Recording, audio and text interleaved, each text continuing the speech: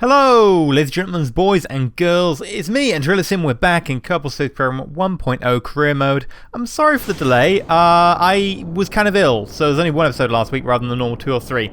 But we're back, and I've spent the time modding, so I've got loads more mods for this version. This is our new and improved launch vehicle. No, it's not. It's incredibly slow, but it will get there. This launch vehicle has enough to get us into a polar Kerbal orbit. The reason is we have a new mod called ScanSat, which allows us to scan the planet and allows us two things. First, it allows us to do an altimetry scan. Yes. Scan of the height maps. But if we unlock a new part, it will allow us to do a multispectral biome scan, and we'll actually be able to unlock a biome view from it. Now, there is a biome view in game, but it's in the debug toolbar, in the cheat menu, inverted commas, so I don't really want to use that because people will be like, you're cheating! And you know, it's locked off from normal player use for a reason, so I will go with ScanSat for this. So I need to launch scanning majiggy missions. So this one is just an altimetry scan around Kerbal. I just want to test it works and stuff, and you know, test this launch vehicle. And hey, I can do it around Kerbal, and it actually gets me some science when I've done like enough of a scan. Now the reason I'm launching into a polar orbit is because it scans under the thing. It does a proper scan. So what you want to do is you want to launch into a polar orbit, going around the planet top to bottom, and the planet rotates under you, and then you cover the entire planet. And you'll see when I pull up the map of how that works. We've gone up fairly sharply, but if we just get rid of the fairing there, you can see our lovely little probe, and we launch that. Luckily, because it's such a light probe, it literally is using the smallest engine we have, and literally the smallest fuel tanks we have. Smallest fuel tanks we've got. This thing is incredibly small, but it has like almost 2.8k delta V on the top. Like, it's ridiculous. But hey, we're not launching a large payload, we're not even launching a Kerbal, so it's fine. It's such a change to go back to launching really small vessels after launching the last few bigger ones we've had. So nice, actually. Anyway, you have to be aware, by the way, that since we're using probes, we need our remote tech to work. So here we go. We're pointing the dish at Minmus. Here's the plan. Because I've launched here, specially launched in a way that you notice that the plane of our orbit is actually facing Minmus, means that we'll get pretty much entirely during our orbit, mostly entirely, coverage by bouncing our signal off the Minmus satellites and back again. I carefully designed this launch. So we're going to just do a circularization burn. You know, so we've still got signal. And excellent. We'll have a little look at... there we go. You can see that we're actually bouncing a signal off Minmus. Yes, it's weird, but hey, it works. We have to launch some proper, you know, communication satellites around Kerbal at some point. But we haven't yet. We will soon, but not yet. I want to unlock new parts. That's why I've been waiting. So, hey, bouncing a signal off Minmus works, and, you know, it's very thoughtful, imaginative, innovative. It works. Anyway, so we can start doing our scan fairly soon. I just want to, you know, tweak our orbit to get it perfect. I think we're pretty bang on for our orbit, really. And these new solar panels are incredibly useful. So we'll launch our... there we go. Ooh, that's how the animation works for that.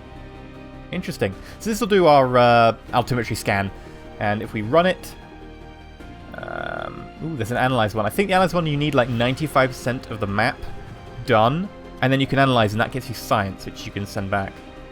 I hope it's 100% send back. Let's open up ScanSat. I believe you can add it to the toolbar here. I'll just look for it. Ooh, there we go. Big map, small map, and ScanSat. I guess ScanSat is the option, so I want probably all of them. Yeah, probably all of them. And we'll open up the map and have a look at the path we're currently traversing. Now, since we're traversing a basically almost 90 degree slight inclination, we should be pretty damn good. And you see there that because we're doing a 90 degree pole to pole, and then the planet's orbiting under us, we get this cool wavy form scan. So let's just get a little bit more science. So because we don't actually have the multispectral biome thing unlocked, and I really want to do biome survey of Minmus because we've got a lander there, we need to do some more science. And we need to do science quick because we've only got limited supplies on Minmus. So I've come up with this cunning rover. This uses the adjustable landing gears, which actually have a motor in them. This is another mod I've installed, which have a motor in them to actually go around the Space Center, and we're going to do, you know, sample surveys because we haven't done the sample surveys, and they've got like 5 science each, so we're only going to need like how many? 10, 15, 16 of them. We'll need 16 of them. So we're going to drive around. The reason we're getting power at the moment, by the way, is we've got was it, an electrolyzer at the back, which is taking hydrogen, taking oxygen, turning it into water. And it's it's an alkaline fuel tank, fuel cell. Anyway, it's some sort of fuel cell, which is literally making water out of the hydrogen and oxygen. I can't remember what it's called exactly. And that's providing us with power. So we're getting power from that. We don't need to worry about solar panels breaking. And we can get out, we can grab these, and then we can get back in and do a sample, and we can get, a load of science from around the VAB, and, around the launch pad, and around the crawler tracks. And this should provide us with, a load of science really quickly, although it does require a lot of fiddling, which is why I'm not going to make you watch the entire thing, because, my god, this took me a while. This was like an hour of me walking around the VAB and jumping up and down on the craft. So it works. It's got plenty of fuel. Maybe not crazy amounts of fuel. You probably wouldn't want it for something that used a lot of electricity. But for running around the VAB and somewhere I know I can get the thing back instantly, it's fine. Although it does occasionally run away from you and then collide with the VAB if you're not careful. That's fun. And of course, because of the fact, it does weird things. There we go. And because of the fact that it's got a fairly high what's it called? Ground clearance. It's kind of difficult to get back on board if it encounters problems. I probably should have put Pro Core so I can remote control it if our Kerbal falls off. But all in all, it works. It also looks really cool. I kind of dig its look. It's got a crap ton of batteries on the front as well, just in case. So I'm going to just skip ahead now. And here we go. We're just going to enter the sea. By the way, yeah, today's all future me, no past me today. I didn't really want to use my voice over recording because I've still got a bit of a sore throat. So I wanted to just do one final, pass rather than talking all the way through and then editing it out and stuff. So I decided to end in the water because, well, A, we're waterproof, and B, there's more science to be had here. Although it does want to act oddly in the water. I kind of like that you can take the legs in like that. It looks really cool. Weird. Ooh, nice science. 7 point something. Cool. Hey, get back in. And we'll recover the vessel. How much science will we get? Hopefully enough. We need another 80 to be able to afford the multispectral analysis thingy, which will allow us to look at biomes. So, have we got enough? Oh my god, that's a lot of science. 120. That's a good amount of science. See, I was thinking we'd have trouble making 80. And we made it and blasted past it. Excellent. And of course, the vessel's, entirely recoverable. All we lose is a tiny bit of oxygen and water. Oxygen and hydrogen. So let's grab the multispectral analysis thingy scanner, and we'll build something with that. So here we are. This is basically the same design we had earlier. I've given the probe satellite bit a little bit more fuel, and I've got a slightly bigger bottom end because we're going all the way to Mimas, and I want to have spare fuel just in case we need to do something crazy. Because we're going to be in a very specific orbit at Mimas, so we've probably got another kilometre of delta V in here that's not necessary, but I'd rather have the margin. This satellite, of course, because of the the bottom end we've got on here, and the very large skipper engine, actually weighs in and has a much higher amount of money invested in it. This is like 50 grand compared to the one earlier, which was like 18. Yes, there's a big difference. Oh, by the way, there's lovely clouds. Astronomer's Visualization Pack, which needs Eve and some other things. But anyway, lovely. Output model is below. So we're going to detach that. That's just got us up so far. We're going to go up with this. Now, this has to be dropped before we get to 2.2 kilometers orbital velocity. Otherwise, we won't get it back, which is kind of important to note. I would like to get this stage back, and we've got plenty in the top end. So we will make sure we drop that properly and get it back. I'd like to save as much as possible. So we're coming up to the point we're going to have to drop it. We've got fuel left, but I don't want to go over a certain speed and lose it. I'd like to keep it. So we're going to eject that, let that shatter away, and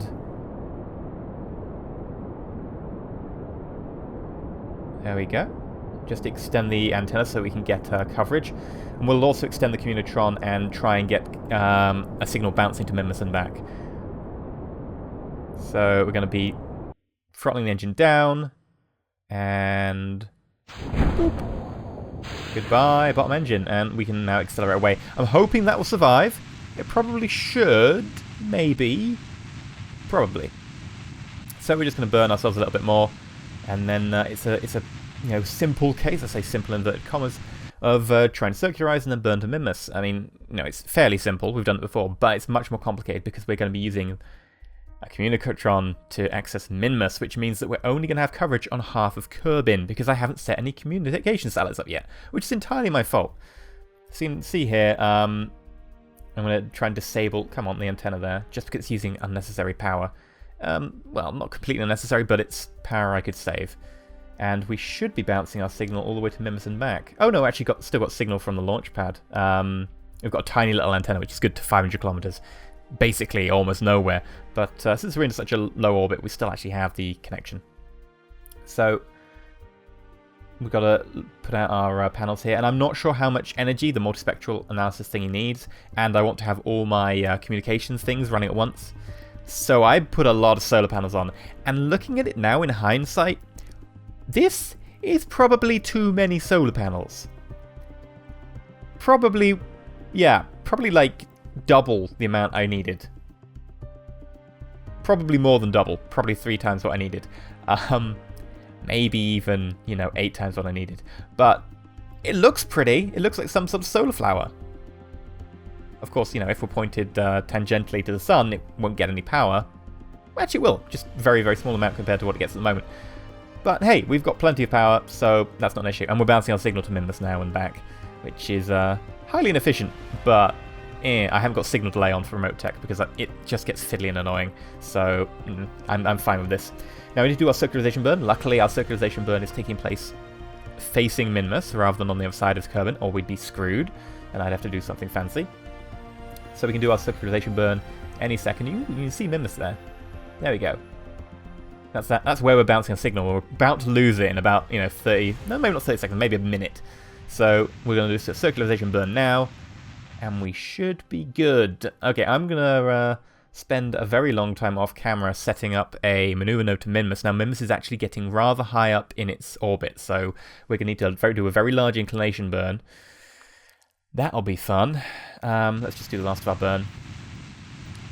And I'm gonna do the maneuver node off camera. So I'll do the same old maneuver node, second maneuver node. Now I just hope that we can do the burn at the correct time. We might not have signal. If we don't have signal, we can't do anything. We lose control of the capsule. So hopefully this will work.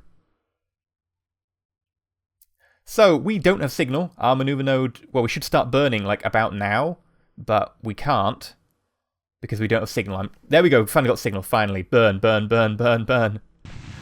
We're late to this party, like 40 seconds late or something. In hindsight, again, I could have solved this. I could have put us into a higher initial orbit, and if we'd been in the higher initial orbit, well, slightly less efficient, we'd have actually been able to see Minmus a lot better, because Kerbin would have obscured a lot smaller amount of our orbit. So it would have been fine. But that's with hindsight. I can still resurrect this. This is fine. I can solve this. Solve? What's the word I'm looking for? It's not resurrect. Restore? No, not restore. I can fix this. I don't know what the word is. I can fix this. It's just going to take more Delta V, which I have loads of, right? I packed plenty of Delta V. And like I said, I've got kilometers spare. So we're not going to have an issue here. It's simply going to be a case of doing a little bit more burning and fiddling, another maneuver node at least. Which is fun. And luckily you can watch it at 4 times speed. That's the benefit of watching with hindsight.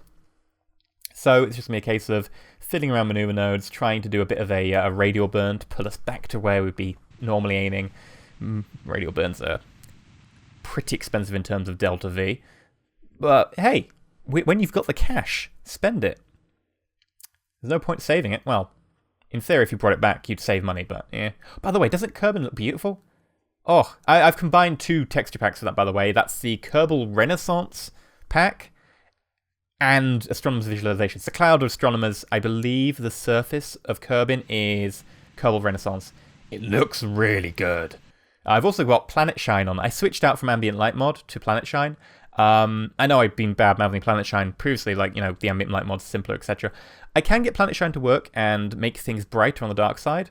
And it also looks prettier. It just means more fiddling to do it. And I finally did it, and I've got Planet Shine on now, so everything should be looking pretty damn nice. I do need to use Force OpenGL to make it work, and that saves it in memory so it doesn't crash, but hey, it looks pretty.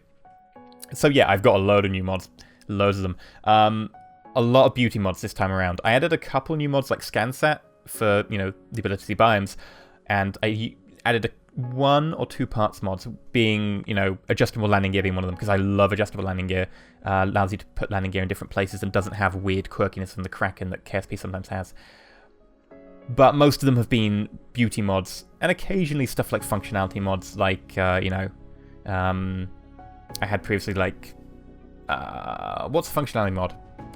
Oh, science alert or whatever. But most of them being pretty mods, especially things like, hot rockets. So we've now got different engine particle effects for different engines. Stuff like that. Hot rockets is the one you'll see making your engines look different. Also a different smoke effect. I'm not convinced by the smoke effects because it doesn't apply to, like, the underbit of the VAB. When you not the VAB, the launch pad. When you, like, use those flues at the bottom of the launch pad where, like, smoke's meant to come out the side in these cool jets, it doesn't work, because it hasn't been updated to work with the 1.0 system that uses, which is a shame, but I still think it looks pretty cool. Anyway, we're at Minmus now, so I've managed to talk over the top of the boring trajectories and stuff. We're just going to do a burn at that point there. Unfortunately, we don't have connection. Ooh, we got connection back in time. Now, this bit here was risky. I didn't know if I was going to have connection for the actual periaps to do our retrograde burn. If that wasn't the case, I would have launched into a different orbit. Or if it was the case, I'd have likely had connection when I got to Minmus, but wouldn't have had it at periaps, in which case I could have done a burn to make sure our periaps was, like, later on or something. Luckily, I had connection for the periaps, so I didn't have to worry about any of that, but that was a bit hit and miss. I did kind of play that hard and fast and loose, and I really shouldn't have, but I felt I could compensate for it if necessary. So it's going to be a simple case of fiddling around. I don't know why I did that. I wanted to have a look at Kerbin to check where the KSC was, and I accidentally flipped to the Moho probe we still in orbit, which was annoying. So now I'm flipping back, and we should be able to do a burn at periaps. Now I'm going to get MechJib to do this burn for me. The reason I'm doing that is because, honestly, I felt lazy. I don't know why this burn in particular, but I just felt lazy. Hey, I've done this burn a million times. You've seen me do a million times the burns like this. It's nice to be able to just sort of sit back, go and make a cup of tea, and not have to worry. That's one of the advantages, by the way, of doing something like this. I can have a cup of tea if I want. So, there we go. We're now in a polar orbit of Minmus. By the way, absolutely brilliant being able to just go straight into a polar orbit rather than doing an inclination burn. I just chose to transfer straight into a polar orbit. Brilliant. I did have to do a little bit of correction while I was there, but it was a lot less, and especially since I was further out, it's a lot cheaper. So we can start doing our scan, and we can start looking at biomes. Now, the biomes are really important because we have a rover on the surface, which is limited provisions, and I would like to go to a couple of places with its limited fuel as well, and hopefully get some surface samples. Surface samples are 90 science from Minmus if you return them, and that 90 science is nice. That is seriously good science.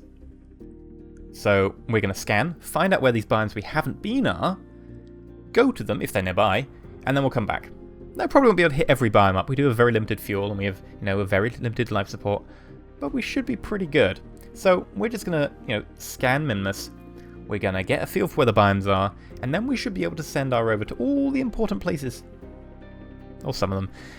And then we'll bring it home. Now, I know the rover's been on the surface for quite a while now, but I did feel that, since we've got ScanSat, we could do an episode to do ScanSat, do something different, and then next episode we'll bring the rover home after travelling around and hitting extra points. And hopefully it shouldn't take too long. I'm probably going to leave it here for today. I've been EnterElysium. Sorry for the gap in videos, but if you enjoyed this one, please leave a like. If you're not subscribed, please consider subscribing. We'll slowly get ourselves a full biome image. By the way, I don't know why it takes, it has to do this line up the page thing. I kind of find it weird, and it really does have like a knock-on effect on processing, I feel, when it's doing this. Weird. Oh, by the way, I have one suggestion. I was wondering if I should do a Patreon thing. So if I should do... Some of the patrons suggested that, you could take the Patreon list and you could feed the names into the vessel names, and you could basically have like Survey Probe 1, and then you could put a Patreon name afterwards, and it'd be like that person was sponsoring it, or that's the code name or something. I'm just wondering what people think about that. General feelings below. Doesn't really affect the thing, but it's a nice thing for patrons to be able to do for supporting the channel. But until next time, though, stay shiny.